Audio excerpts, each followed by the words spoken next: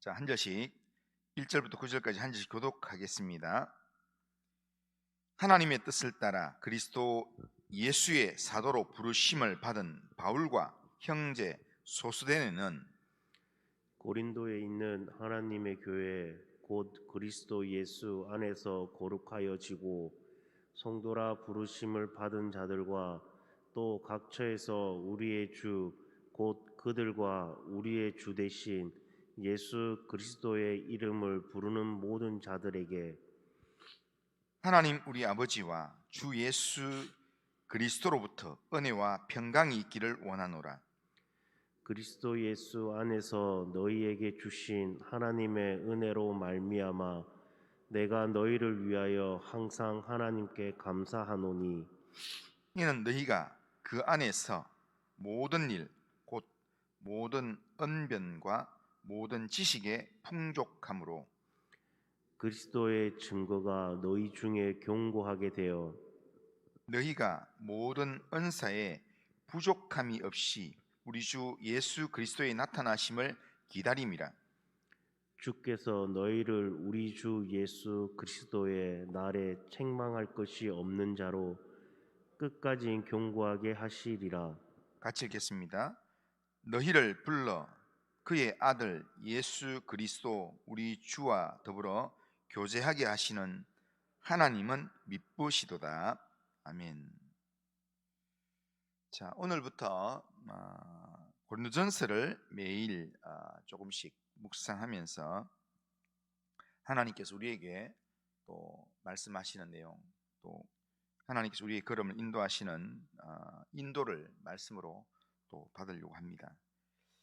고린도전서는 바울이 고린도를 떠나서 에베소에 있을 때에 고린도 교회의 어려움과 문제에 관한 소식을 듣고 이 고린도 교회 성도들을 위로하고 복음으로 세우기 위해서 바울이 보낸 편지글입니다.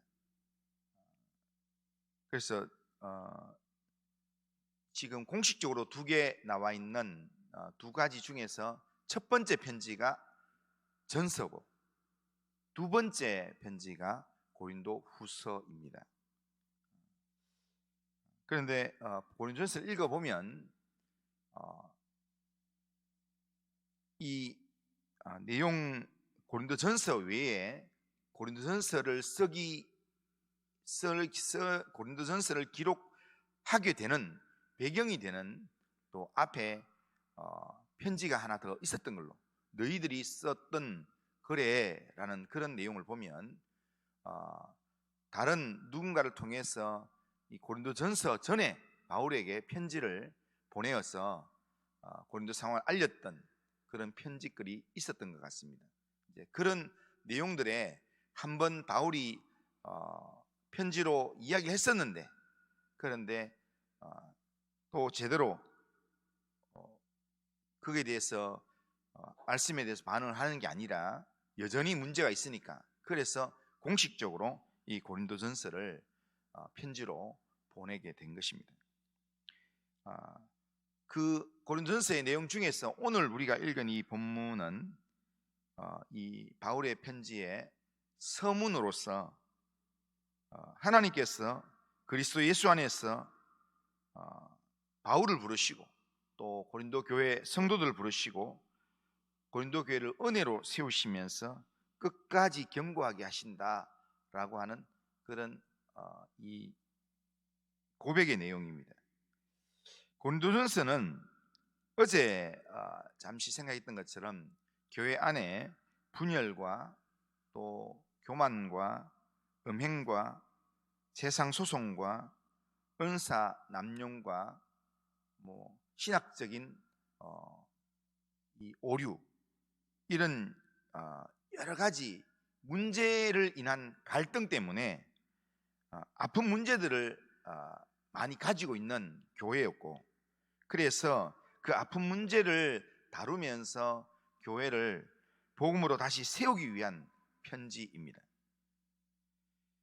그런데 놀랍게도 바울은 이 편지를 책망으로 시작하지 않습니다. 문제가 많은 그런 교회였지만 바울은 이 교회에 대한 편지를 시작하면서 먼저는 교회의 이름을 부르면서 시작을 합니다. 그러니까 고린도에 있는 하나님의 교회라는 말로 시작을 합니다.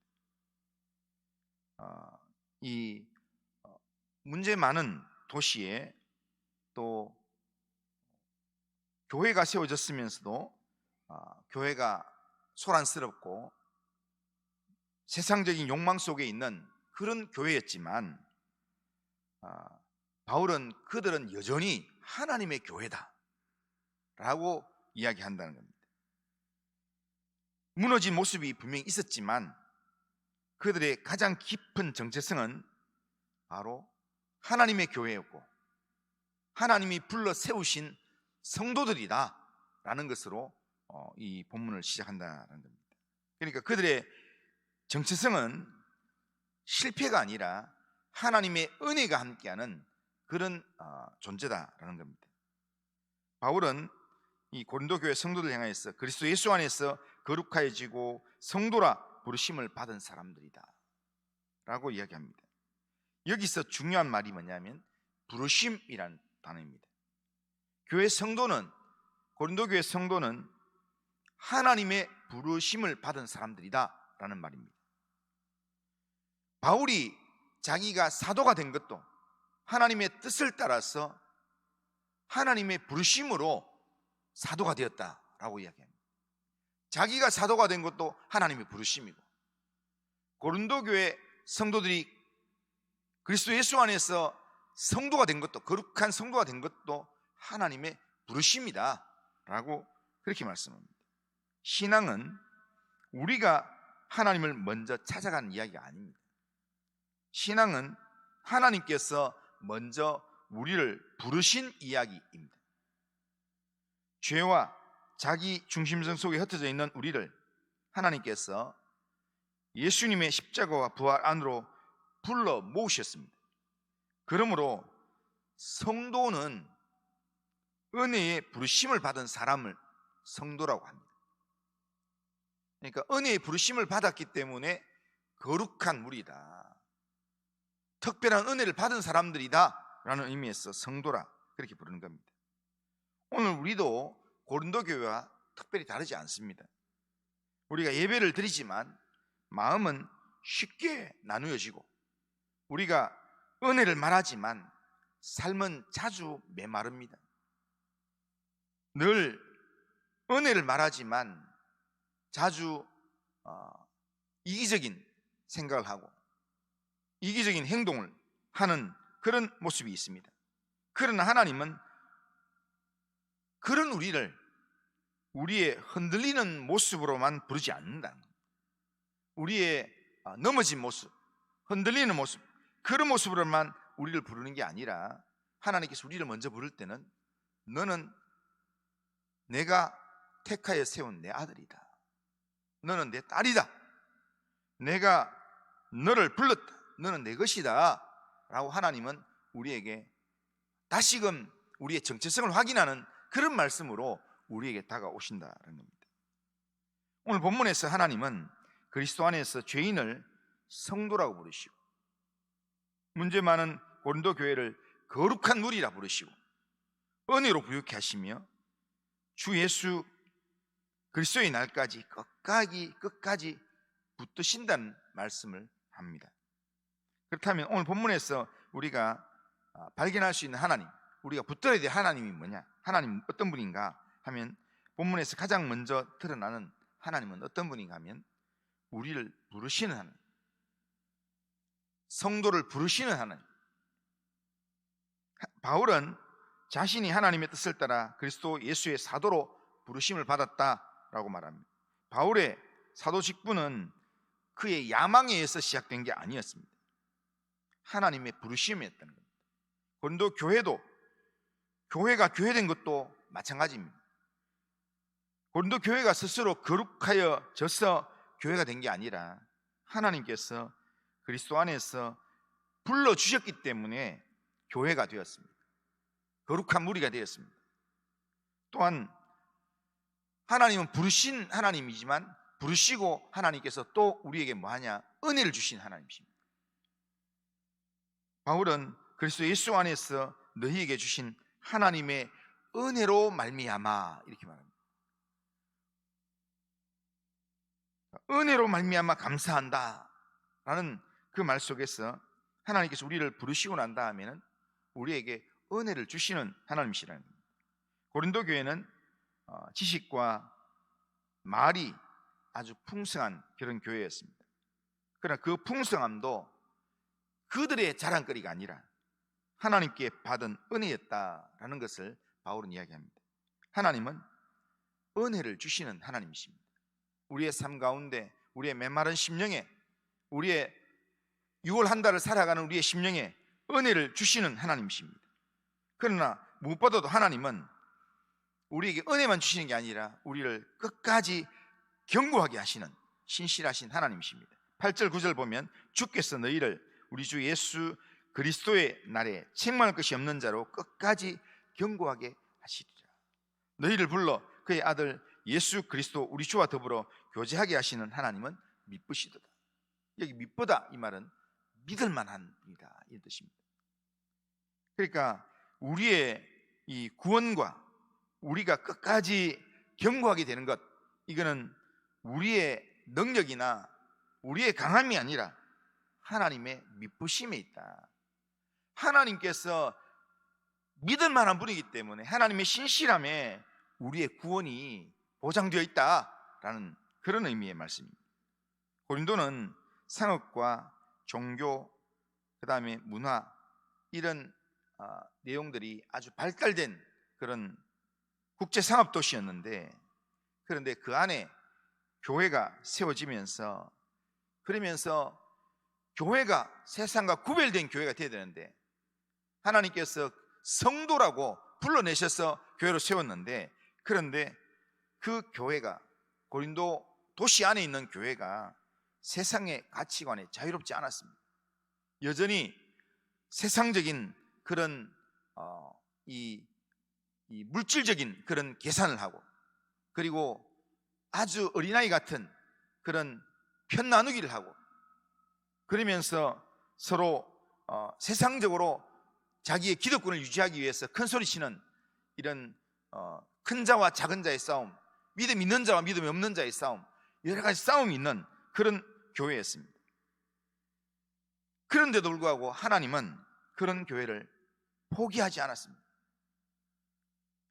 어린아이 같은 신앙이라도, 바울이 고린도전서 3장에 보면 너희들의 신앙이 어린아이 같은 신앙이다 라고 이야기합니다. 그런데 어린아이 같은 신앙이지만 바울이 포기하지 않습니다. 바울이 포기하지 않는다는 것, 하나님도 포기하지 않았다라는 겁니다. 하나님은 포기하지 않고 그 교회를 불러 세우신다는 겁니다. 불러서 세우시고, 세우신 하나님이 그 교회를 다시금 말씀으로 견고하게 하시고, 견고하게 하신 하나님이 마지막 날까지 교회를 하나님께서 이끄신다라는 겁니다. 그러므로 그 하나님이 오늘 고린도 교회만 그렇게 하는 게 아니라 오늘 우리의 삶에도 하나님께서 그렇게 하신다. 우리를 부르시고 우리를 세우시고 또 견고하게 하시고, 주님 오시는 그날까지 우리 안에서 착한 일을 시작하신 그분께서 주 예수 그리스도의 날까지 우리를 이루신다는 그런 하나님의 일하심이 있기 때문에, 그러므로 우리의 소망은 우리의 손에 붙들린 내 능력, 내 믿음, 이런 내 믿음의 힘이 아니라 우리를 붙드시는 하나님의 손에 소망이 있습니다. 하나님이 나를 붙들고 계시기 때문에, 하나님이 나를 불러서 세우셨기 때문에 라는 그 소망을 붙들면 우리는 6월 한 달을 하나님의 사람답게 넉넉하게 살아갈 수 있습니다. 그러기에 이런 신실하신 하나님 앞에 우리를 부르시고 우리를 견고하게 하시는 이 하나님 앞에 우리가 어떻게 살아야 되는가? 우리는 하나님 앞에서 우리가 성도로 부름을 받았다면 이제는 세상이 나한테 붙여준 이름 말고 하나님께서 주신 이름, 성도라는 이름으로 우리가 부름을 받은 자로서 성도라는 이름으로 우리가 이 6월 한 달을 살아가야 합니다. 고린도 교회는 문제가 많은 그런 교회였지만 바울은 그들을 성도라 불렀고, 여러 문제 속에서도 하나님의 교회야, 거룩한 성도야 라고 불러주신다는 겁니다.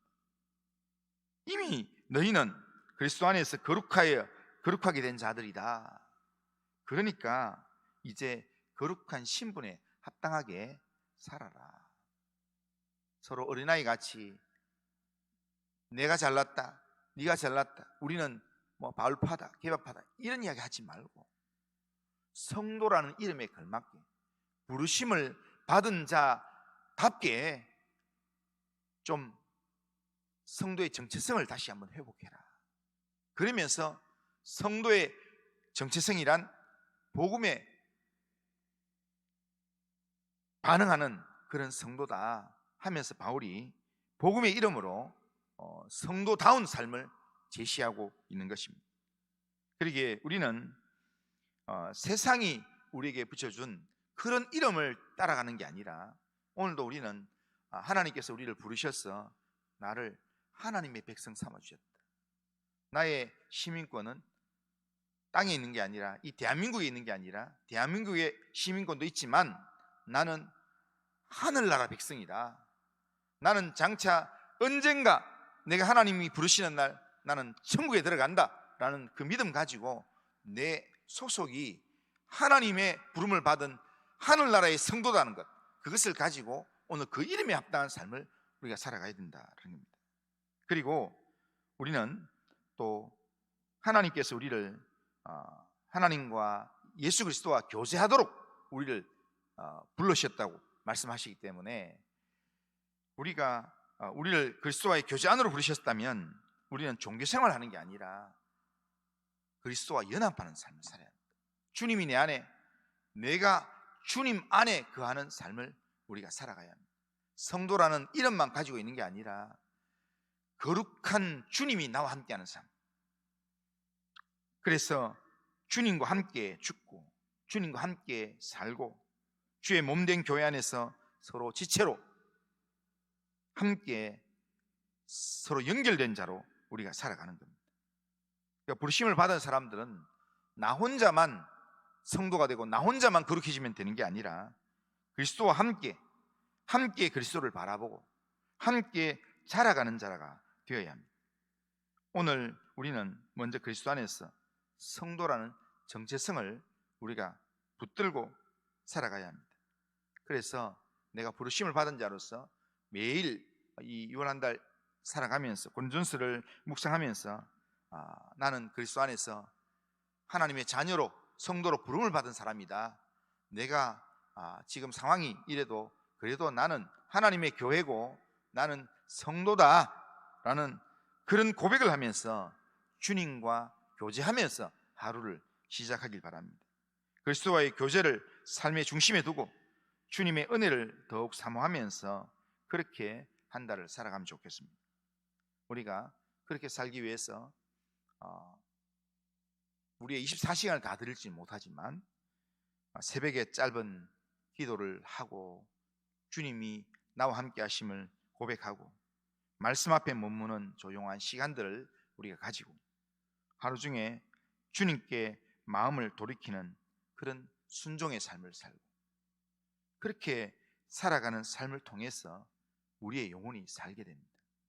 새벽에 잠시 기도하고 잠시 말씀 묵상하고 또한 하나님의 말씀이 내 마음 가운데 주어질 때 그 말씀 앞에 작은 순종을 하고 그렇게 살아가더라도 하나님의 영이 우리 안에 살아서 일하심으로 말미암아 우리의 영이 살게 될 것입니다.